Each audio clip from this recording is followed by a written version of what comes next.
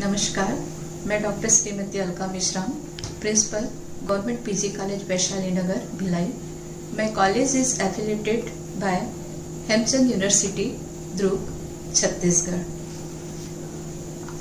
आज हम ग्रीक के महान फिलासफर एरिस्टोटल के संविधान का वर्गीकरण, क्लासिफिकेशन ऑफ गवर्नमेंट के थ्योरी के ऊपर चर्चा करेंगे। इसके पूर्व मैं आप लोगों से कुछ चर्चा करना चाहूंगी, बताना चाहूंगी।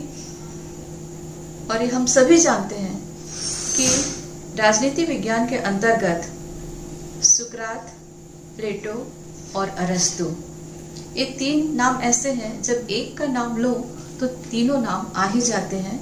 राजनीति विज्ञान के अंतर्गत यह एक गुरु शिष्य की परंपरा है और सर्वाधिक महत्वपूर्ण कड़ी है। और यह भी बहुत सुंदर कहा गया है, कहावत है कि राजनीति एक बीज की तरह सुकरात में आई, लता की भांति प्लेटो में फैली और पुष्प की भांति अरस्तु में खिल उठी थी। निसंदेह राजनीति को सर्वोत्तम रूप प्रदान करने का श्रेय अगर किसी को दिया जाता है तो वह अरस्तु को ही दिया जाता है। और अरस्तु ने ही राजनीति को एक वैज्ञानिक स्वरूप प्रदान किया था। और जिस कारण से राजनीति को वैज्ञानिक स्वरूप प्रदान हुआ, उन्होंने जो थ्योरियां दी, उन थ्योरियों में से एक महत्वपूर्ण थ्योरी है उनकी संविधान का वर्गीकरण। और इसी थ्योरी के कारण अरस्तु को राजनीति विज्ञान का जनक भी कहा जाता है और प्रथम राजनीतिक वैज्ञानिक भी माना जाता है। अरस्तु ने ये थ्योरी देने के पहले वैज्ञानिक पद्धति का इस्तेमाल उन्होंने इस थ्योरी के अंतर्गत किया है। और ये थ्योरी देने के पहले उसने 158 देशों की यात्रा की, वहां के संविधान को देखा और उनका तुलनात्मक विश्लेषण किया।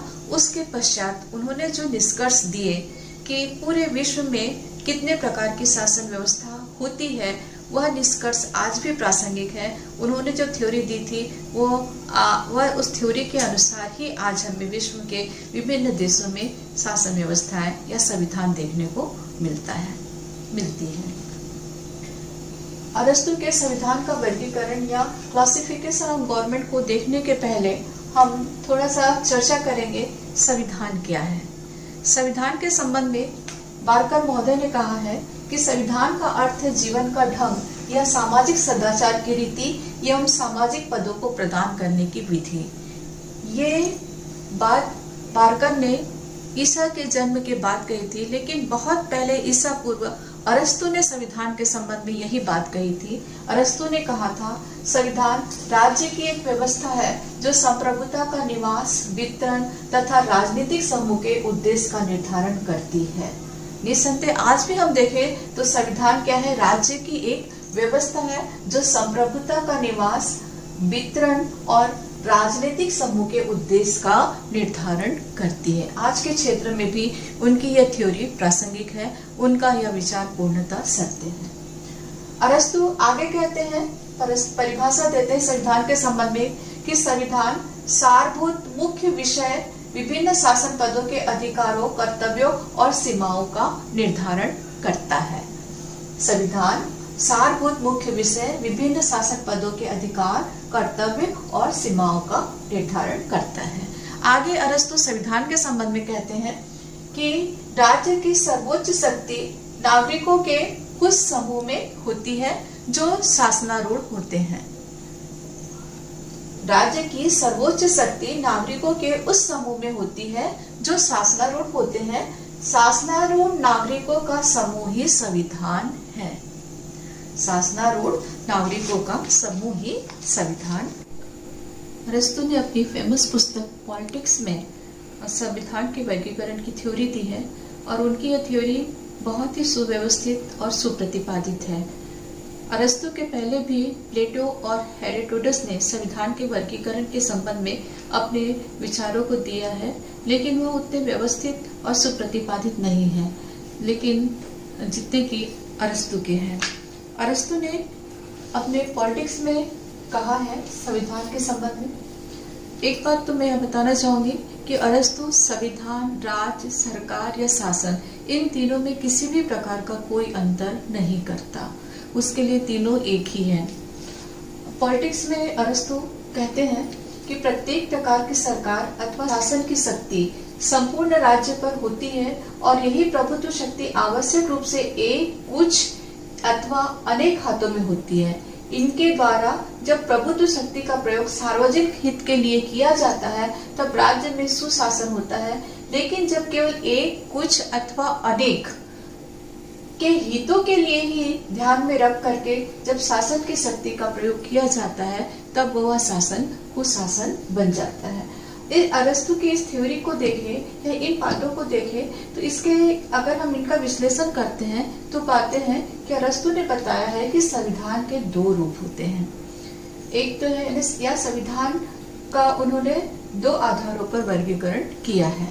एक तो है संख्या के आधार पर और दूसरा है उद्देश्य के आधार पर। संख्या के आधार पर कि शासन की संख्या, शासन करने वाले व्यक्तियों की संख्या कितनी है, एक व्यक्ति का शासन है या कुछ व्यक्तियों का शासन है या अनेक व्यक्तियों का शासन है। और इस प्रकार से ये संख्या के आधार पर वो एक व्यक्ति का शासन, कुछ व्यक्ति का शासन या अनेक व्यक्तियों का शासन बताता है।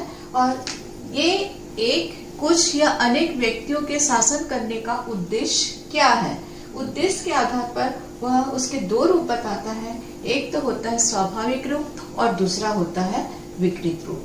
अब इसको हम विस्तृत रूप से समझे थोड़ा। अरस्तु का कहना है कि जब शासन की सत्ता एक व्यक्ति के हाथों में होती है लेकिन वह एक व्यक्ति पूरे समाज के कल्याण के लिए या सार्वजनिक हित के लिए कार्य करता है तो वह एक सुशासन व्यवस्था होती है। और उस समय जो शासन व्यवस्था होती है वह कहलाती है राजतंत्र या मोनार्की। इसी प्रकार से जब वह एक व्यक्ति शासन की सत्ता का उपयोग सार्वजनिक हित के भलाई के कार्यों के लिए ना करके केवल अपनी ही भलाई के लिए कार्य करता है तो शासन का स्वरूप बदल जाता है, वह विकृत हो जाता है। और सुशासन का जो विकृत स्वरूप बन जाता है वह है निरंकुश तंत्र या टायरनी।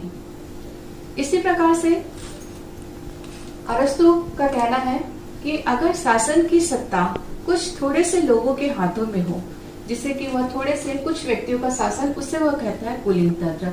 कुलीन तंत्र वह इस स्थिति में होगा जब कुछ थोड़े से व्यक्ति, कुलीन व्यक्ति शासन की सत्ता का उपयोग सार्वजनिक हित की भलाई के लिए करते हैं तो वह शासन का स्वस्थ और स्वाभाविक रूप है, अच्छा रूप है और वह कहलाता है कुलीन तंत्र या एरिस्टोक्रेसी।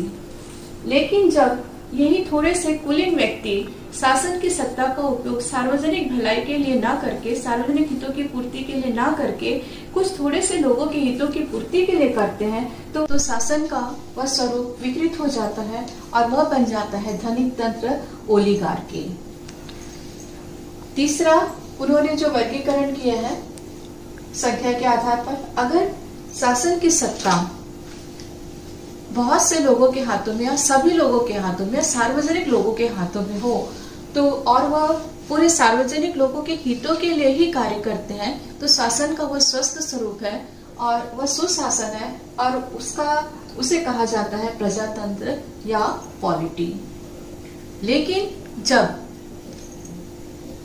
ये अनेक व्यक्ति सार्वजनिक हितों के लिए कार्य न करके केवल थोड़े से लोगों के लिए कार्य करने लगते हैं तब वह शासन का स्वरूप बदल जाता है और विकृत स्वरूप में जो परिवर्तित हो जाता है और उसका विकृत स्वरूप कहलाता है भीड़ तंत्र या डेमोक्रेसी।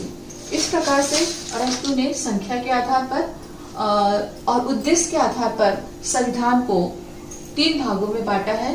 एक व्यक्ति का शासन, राजतंत्र अगर वह सुव्यवस्थित है तो, अगर वह बिगड़ जाता है, विकृत हो जाता है तो वह बदल जाता है निरंकुश तंत्र में। इसी प्रकार से कुछ व्यक्तियों के हाथों में शासन की सत्ता है तो वह कहलाता है कुलीन तंत्र, एरिस्टोक्रेसी। और जब वह विकृत हो जाता है तो वह कहलाता है धनिक तंत्र, ओलिगार्की। और इसी प्रकार से अनेक व्यक्तियों के हाथों में शासन की सत्ता है, लेकिन वह पूरी सार्वजनिक हित की भलाई के लिए कार्य करता है तो उसका स्वस्थ स्वरूप होता है प्रजातंत्र, पॉलिटी। और अगर वह केवल अपने ही भलाई के लिए कार्य करने लगता है तो